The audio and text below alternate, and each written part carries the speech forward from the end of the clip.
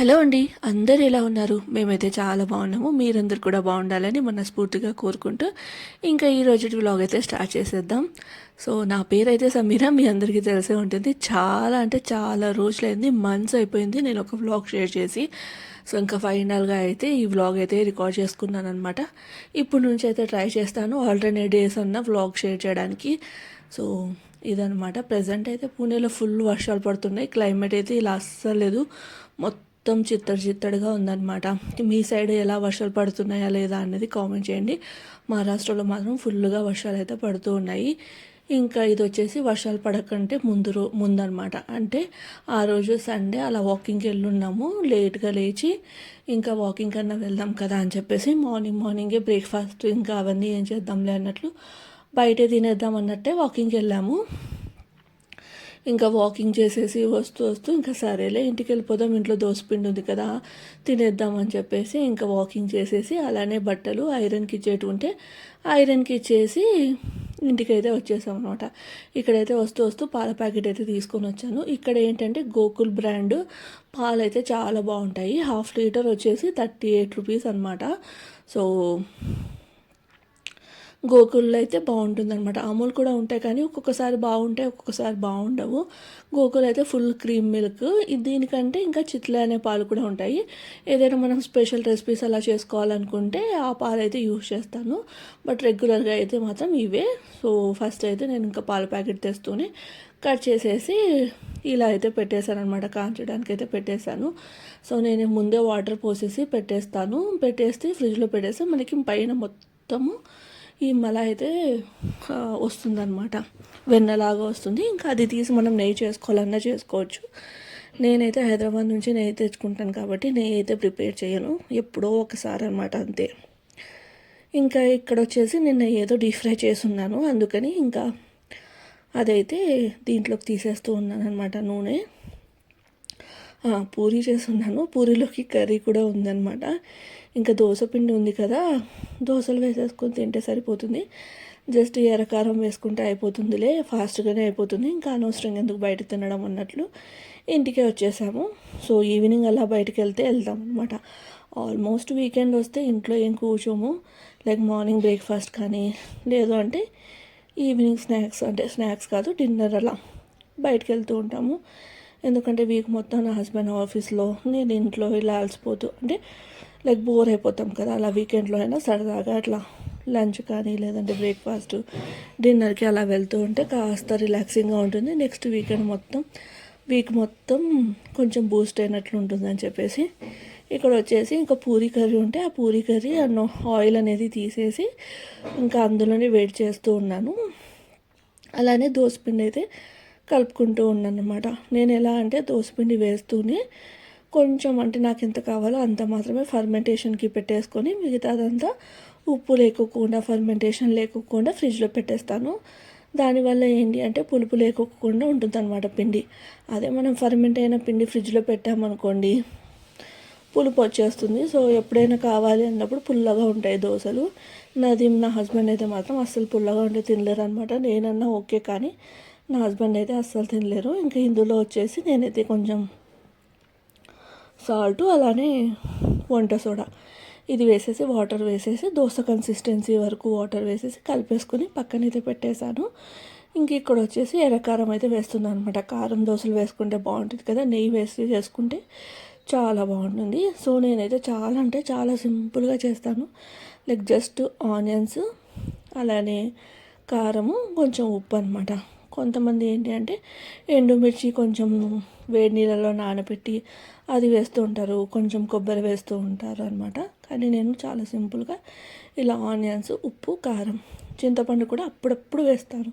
Like మళ్ళీ చట్నీ సపరేట్గా చేసుకోవాలని ఇంట్రెస్ట్ లేకుండా ఉంటే ఇదే చట్నీ వేసేసుకొని తినొచ్చు కదా అన్నట్లు అప్పుడప్పుడు వేస్తాను.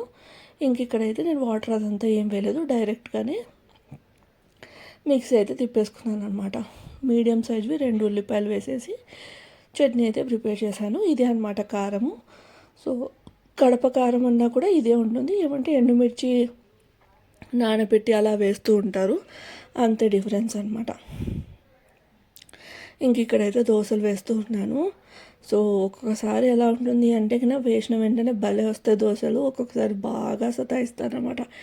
ఈరోజు కూడా అంతే, ఏమైందో ఏమో కానీ ఇంట్లో తిందామని డిసైడ్ అయ్యాం కదా, అందుకని ఇలా జరిగిందేమో అనిపించింది. సో దోశ వేయంగానే బాగా సతాయించింది, అంటే వెంటనే రాలేదన్నమాట.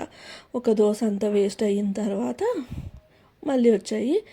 సో ఇక్కడైతే ఆల్రెడీ నెయ్యి అదంతా వేసాను. ఒకవేళ తునకలైనా కూడా నేనైతే పడేయను అనమాట. మంచిగా ఫ్రై చేసేసుకొని నేను తినేస్తాను. ఇంకా నా హస్బెండ్కి మాత్రం మళ్ళీ మంచిగా వచ్చిన దోశ అయితే వేసి ఇచ్చేసాను. సో తను కూడా తింటారు. బట్ ఏంటంటే ఫస్ట్ దోశ అలా పెడితే బాగుండదు కదా, మంచి నీట్గా వచ్చిన దోశ ఇస్తే బాగుంటుందని చెప్పేసి ఇంకా నేనైతే అట్లా ఈ విరిగిపోయిన దోశ వచ్చేసి నేను తిన్నాను. ఇంకా మంచిగా నీట్గా వచ్చిన దోశ అయితే ఇంకా మా వారికి అయితే వేసి ఇచ్చాను. ఇలా కారం పట్టించి పప్పుల పొడి వేస్తే నాకు ఇష్టం, మా వారికి ఏమో పప్పుల పొడి లేకుండా జస్ట్ కారం పట్టించి నెయ్యి వేసి ఇచ్చేస్తే తినేస్తారనమాట హ్యాపీగా. ఫస్ట్లో ఏంటి దోశ అంటే ఇలా వేస్తావు, సింపుల్గా దోశ వేసేసి చట్నీ సాంబార్ అంటే ఇక్కడ సైడ్ అంతా మహారాష్ట్ర నార్త్ అదంతా ఎలా ఉంటుంది అంటే దోశ చేస్తే కంపల్సరీగా చట్నీ ఉండాలి, సాంబార్ ఉండాలి అన్న ఫీలింగ్తో ఉంటారు. ఇంకా ఆలు మసాలా కూడా ఉండాలి అన్నట్లు. దోశ అంటే అదే ఫీలింగే ఉంటుందన్నమాట. మన సైడ్ అలా కాదు కదా, ప్లెయిన్ దోశలు చట్నీ, ఇంకా ఇలా బొంబాయి చట్నీ, అలానే కారం దోశలు, మసాలా దోశలు అని డిఫరెంట్గా వేసుకొని తింటూ ఉంటాము. సాంబార్ అనేది మ్యాండేటరీ కాదు. సో ఉంటే తింటారు, లేదు తినాలనిపిస్తే చేసుకొని తింటారు అంతే. కానీ ఇక్కడ మ్యాండేట్ అని అయితే ఫీల్ అవుతూ ఉంటారనమాట అది. సో ఇంకా మంచిగా దోశలు, కొబ్బరి చట్నీ కూడా చేశాను. ఇంకా మా వారు అడుగుతూ ఉంటే ఇంకా కొబ్బరి చట్నీ అలానే శనగపిండి చట్నీ వేసేసుకొని దోశలు అయితే తిన్నాము. ఇక్కడైతే టీ పెడుతూ ఉన్నాను అనమాట. సో రిలయన్స్కి వెళ్ళినప్పుడు నేనైతే ఇక్కడ బెల్లం పొడి అయితే తీసుకొని వచ్చాను. సో ఈ మధ్య కొంచెము బెల్లంతో టీ అయితే తాగుతూ ఉన్నామన్నమాట. నేను ఎలా బెల్లం టీ చేస్తానంటే రెగ్యులర్గా చేసే విధంగానే వడబోసే ముందు అంటే ఇట్లా వాడ్చే ముందర బెల్లం పొడి అయితే వేస్తాను. అది కూడా స్టవ్ కట్టేసి వేస్తాను అనమాట. మనం తీసుకునే బెల్లాన్ని బట్టి ఉంటుంది అంతే. సో ముందే వేసాము అంటే విరిగిపోయే ఛాన్సెస్ ఎక్కువగా ఉంటాయి. సో లాస్ట్లో వేసామనుకోండి అంతే ఇబ్బంది అయితే ఏముండదు. ఇంకా ఇక్కడ వచ్చేసి టీ తాగేసి కాసేపు అలా టీవీ చూసాము, అంటే ఏమన్నా వెబ్ సిరీస్ ఉన్నాయా ఏంటి అన్నట్లు కాసేపు టైం పాస్ చేసేసిన తర్వాత ఇంకా ఇంటి ముందరికి ఇలా వాటర్ దైతే వచ్చింది. ఇంకా మా వారైతే వాటర్ తీసుకొని వస్తానైతే వెళ్ళారు. ఇంటి ముందుకు వస్తే 10 రూపీస్ అనమాట ఫిల్టర్ వాటరే. అదే మనం వెళ్ళి తెచ్చుకుంటే 5 రూపీసే. ఇంక ఇంటి ముందుకే వచ్చారు కదా మళ్ళీ ఏం వెళ్తాంలే అన్నట్లు ఇంకా మా వారు వెళ్ళి అట్లా వాటర్ అయితే తీసుకొని వచ్చారు. ఇది ఒక ఫెసిలిటీ అయితే బాగుంటుంది. అంటే ఎవరైనా వెళ్ళి తెచ్చుకోలేని వాళ్ళు ఉంటారు కదా, వాళ్ళ కోసం ఇలా ఇంటి దగ్గరికి వస్తారనమాట సౌండ్ చేసుకుంటూ. సో 10 రూపీస్ కాయిన్ కానీ 10 రూపీస్ ఫోన్పే జీపే అలా చేసేస్తే మనకి 20 లీటర్స్ వాటర్ అయితే వస్తాయి. ఇంక ఇక్కడ వచ్చేసి లంచ్ ప్రిపరేషన్స్ అనమాట. చెప్పాను కదా డిన్నర్కి ఎక్కడైనా వెళ్దాం అనుకున్నామని, అందుకే సింపుల్గా ఉంటుందని పప్పు ఇంకా బెండకాయ ఫ్రై అయితే చేయాలని డిసైడ్ అయ్యాను. సో ఈరోజు వచ్చేసి టమాటో పప్పు అయితే చేస్తూ ఉన్నాను అనమాట. సింపుల్గా ఎలా చేశాను అన్నది కూడా చూపించేస్తాను. సో ఫస్ట్ అయితే ఒక కప్పు కందిపప్పు, ఒక కప్పు కందిపప్పు తీసుకున్నాను అంటే ఆఫ్టర్నూన్. టమాటో పప్పు అయితే కొంచెం బాగానే తింటారు, అదే పచ్చిమిర్చి పప్పు అనుకోండి కాస్త తక్కువ తింటారనమాట.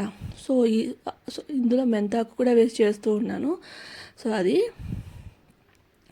ఒక కప్పు కందిపప్పు నాకు అట్లీస్ట్ ఒక 2 days అన్నా వస్తుంది. సో అందుకనే నేను కొంచెమే చేస్తూ ఉంటాను అనమాట. కందిపప్పుని మంచిగా వాష్ చేసేసుకొని నానబెట్టుకునే టైం ఉంటే అట్లీస్ట్ ఒక 15 minutes కానీ 1/2 hour కానీ నానబెట్టుకుంటే సరిపోతుంది. బట్ ఇక్కడ ఏంటంటే నేను అప్పటికప్పుడే చేస్తున్నాను కాబట్టి వాష్ చేసేసి ఇంకా వాటర్ పోసి టమాటోస్ అలానే అంటే ఒక 2 or 3 టమాటోస్ తీసుకున్నాను. దాంతోపాటు మెంతికూర ఇంకా కొంచెమే ఉంటే అది ఎక్కడ ఇంకా ఫ్రిడ్జ్లో పెట్టిన పాడైపోతుంది అన్నట్లు మెంతికూర వేసేసి వెల్లుల్లి అలానే ఆనియన్ ఇంకా కొంచెం చింతపండు కారం ఇవన్నీ వేసేసి మూత అయితే పెట్టేశాను. పప్పులో కొంచెమైనా చింతపండు వేస్తేనే టేస్ట్ అనేది బాగుంటుందన్నమాట. సో చింతపండు వేస్తే పప్పు ఉడకదు అని అనుకుంటూ ఉంటారు కదా, అలా ఏమీ ఉండదు, మంచిగా ఉడికిపోతుంది. సో ఒక 2 whistles అట్లా ఎక్స్ట్రా వేయాల్సి వస్తుంది అంతే. దట్టు ఇంకా నానబెట్టామనుకోండి కందిపప్పుని ఇంకా బాగా ఉడికిపోతుంది. సో నేనైతే డీమార్ట్లో కానీ రిలయన్స్లో కానీ ఇలా ప్యాకెట్స్ బ్రాండెడ్ అలా కాకుండా విడిగా లూజ్గా దొరుకుతాయి కదా, అవైతే తీసుకొని వస్తాను. మా ఇంట్లో అయితే మాత్రం అంటే మా అమ్మ వాళ్ళ ఇంట్లో అయితే మాత్రం ఎక్కువ కందిపప్పు అయితే స్టోర్ చేస్తారు. ఎందుకంటే డే ఆఫ్టర్ డే అన్న పప్పు కంపల్సరీగా ఉండాల్సిందే. మన సైడ్ అంతా అంతే కదా. కానీ నేను ఎప్పుడో ఒకసారి చేసుకుంటాను కాబట్టి 1-2 కిలోసే తెచ్చుకుంటాను. 1 కిలో అట్లా ఫ్రిడ్జ్లో పెట్టేసి ఇంకా 1 కిలో అట్లయితే వాడుకుంటూ ఉంటాను అనమాట. ఇక్కడ ప్రజెంట్ కందిపప్పు రేట్ వచ్చేసి 100 పైనే ఉంది. ఇంకా ఇక్కడ పప్పుకు వేసేసి దాని తర్వాత బెండకాయలన్నీ చాప్ చేసేసుకున్నాను అనమాట, కట్ చేసేసుకున్నాను. ఇంక ఇక్కడ బెండకాయ ఫ్రై చాలా సింపుల్గా లైక్ రెగ్యులర్గా చేసుకునే విధంగా అయితే చేస్తున్నాను అనమాట. సో ఫస్ట్ వచ్చేసి ఆయిల్ వేసేసి ఇందులో ఆవాలు, జీలకర్ర, అలానే మినప్పప్పు, శనగపప్పు. నాకు తాలింపులలో ఇవి కంపల్సరీగా ఉండాల్సిందే.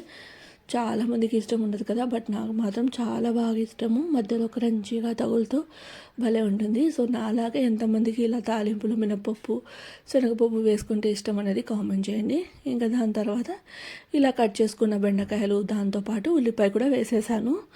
సో ఏంటి అంటే బెండకాయలు కడిగి ఆరబెట్టి కట్ చేసి ఇలా చేస్తూ ఉంటారు. లేదంటే ఫస్ట్ బెండకాయ వేసుకొని దాని తర్వాత మొత్తం పోపు వేసుకొని చేస్తూ ఉంటారు కదా. అలా అంతా ఏం అవసరం ఉండదు. జస్ట్ వాష్ చేసేసి ఒక 5-10 మినిట్స్ పక్కన పెట్టేస్తే వాటర్ అంతా వెళ్ళిపోతాయి అన్నమాట. వెళ్ళిపోయిన తర్వాత కట్ చేసేసుకొని ఇట్లా అన్నీ కలిపి వేసుకున్నా సరిపోతుంది. బట్ ఉప్పు మాత్రం తొందరగా వేయొద్దు అంతే. సో నేను ఇంకా బెండకాయ, ఉల్లిపాయ 2 వేసేసి ఇంకా కాస్త ఫ్రైకి అయితే పెట్టేశాను. అంతలోపల ఇక్కడ పప్పు అయితే మంచిగా ఉడికిపోయింది. సో మనకి కావాల్సిన కన్సిస్టెన్సీకి తగిన విధంగా వాటర్ అయితే అడ్జస్ట్ చేసుకొని వేసుకోవచ్చు. నా హస్బెండ్కి ఏంటంటే కొంచెం పలుచుగా ఉంటే పప్పు ఇష్టము, నాకు కొంచెం గట్టిగా ఉంటే ఇష్టం అనమాట. అందుకని మీడియం రేంజ్లోనే పెట్టాను. మా వారు తిన్నా కూడా ఒక్క పూట మాత్రమే తింటారు. సో అందుకని చెప్పేసి ఇంకా మీడియం రేంజ్లోనే పెట్టేసి ఇక్కడైతే పప్పుకి తర్వాత వేస్తూ ఉన్నాను. సో ఒక గిన్నె పెట్టేసి అందులో ఆయిల్, అందులోనే ఇంకా ఆవాలు, జీలకర్ర, ధనియాలు వేసుకున్నా బాగుంటుంది. ఎస్పెషల్గా గోంగూర పప్పులో ధనియాలు అయితే టేస్ట్ సూపర్గా ఉంటుంది. బట్ ఏ పప్పులోకైనా నేను ఆల్మోస్ట్ వేస్తూనే ఉన్నాను ఆవాలు, జీలకర్ర, ధనియాలు. అండ్ రాయలసీమ సైడు పప్పు తర్వాత కానీ ఏదైనా తర్వాత వేస్తూ ఉన్నప్పుడు ఆనియన్స్ అనేవి కంపల్సరీగా వేస్తారు. నేను చాలా వీడియోస్లలో అక్కడ ఇక్కడ చూశాను. అంటే తిరువాతలలో ఆనియన్స్ అనేటివి చాలా రేర్గా వేస్తూ ఉంటారు. అలానే పప్పులో కూడా తక్కువనే వేస్తారనమాట. కానీ మా సైడు అంటే మా ఇంట్లో మాత్రం కంపల్సరీగా ఇట్లా తిరువాతలోకి వేస్తుంది అమ్మ, ఇంకా పప్పులోకి వేస్తుంది. సో తిరువాతలో ఉల్లిపాయలు వేస్తేనే నాకు చాలా బాగా నచ్చుతుంది. ఉల్లిపాయ, వెల్లుల్లి వేసేసి కచ్చాపచ్చగా తుంచిన వెల్లుల్లి, అలానే ఎండుమిర్చి, ఇంకా కరివేపాకు ఇవన్నీ వేసేసి మంచిగా పప్పుకి మనం తాలింపు పెట్టేసుకోవడమే. ఈ తాలింపు పప్పులో వేసే కంటే పప్పు తాలింపులో వేస్తే టేస్ట్ అనేది బాగుంటుందన్నమాట. లైక్ అలా కూడా చేస్తూ ఉంటారు కదా, పోపు పెట్టేసి పోపునే పప్పులో కానీ అలా వేస్తూ ఉంటారు. బట్ నేను రివర్స్లో వేస్తాను అనమాట. ఎప్పుడైనా తాలింపులోనే ఏదైనా కర్రీ ప్రిపేర్ చేసినా అది వేస్తూ ఉంటాను. ఎస్పెషల్గా అయితే ఈ పప్పు. సో టమాటో పప్పు అయితే మంచిగా టేస్టీగా రెడీ అయిపోయింది. చూస్తూ ఉన్నారు కదా, ఇందులో మెంతాకు అయితే వేసి చేస్తూ ఉన్నాను అనమాట. ఈ ఆకుకూర ఉంటే ఆకుకూర వేసుకొని చేసేస్తూ ఉంటాను. ఇది అది అని ఏం లేదనమాట. సో అది ఇంకా వంకాయ కూడా వేయచ్చు, కానీ వంకాయ వేస్తే మరీ పప్పు క్వాంటిటీ ఎక్కువ అయిపోతుంది, ఇంకా చాలా రోజులు తినాల్సి వస్తుందని చెప్పేసి వంకాయ అయితే వేయలేదు. జస్ట్ టమాటోస్ వేసి అయితే చేశాను. అంతలోపే ఇక్కడ బెండకాయలు అయితే కాస్త మగ్గిపోయాయి. సో ఎక్కువ మగ్గిపోయినా సో అంత నాకు నచ్చదు, అంటే చాలా డీప్ ఫ్రై లాగా అయిపోయినా కూడా ఎక్కువ నచ్చదు అనమాట. అందుకని చెప్పేసి జస్ట్ లైట్గా మగ్గిన తర్వాత వెల్లుల్లి రబ్బలు, ఉప్పు, కారము, కొంచెం ధనియాల పొడి, అంతే. ఇంక ఇవంతా వేసేసి ఒకసారి కలిపేసుకొని ఒక 5 మినిట్స్ లో ఫ్లేమ్లో మగ్గనిచ్చుకున్నామంటే బెండకాయ తాలింపు కూడా రెడీ. సో ఈరోజు లంచ్ వచ్చేసి వేడి వేడి అన్నము, అందులోకి టమాటో పప్పు, నెయ్యి, ఇంకా బెండకాయ తాలింపు.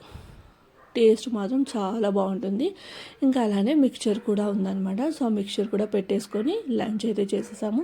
చెప్పాను కదా ఈవినింగ్ అయితే బయటకు వెళ్తున్నామని. బయటకు వెళ్ళే ముందరైతే ఫస్ట్ ఇంకా స్నాక్స్లోకి ఏదో ఒకటి అన్నట్లు ఇట్లా వడపావ్, బజ్జీ అది తినేసి టీ తాగేసి బయటకైతే వెళ్ళిపోయాము. సో ఇది ఈరోజు బ్లాగ్ అనమాట. ఇక్కడ వచ్చేసి ఎవలేటీ అని ఉంటుంది. టేస్ట్ మాత్రం సూపర్గా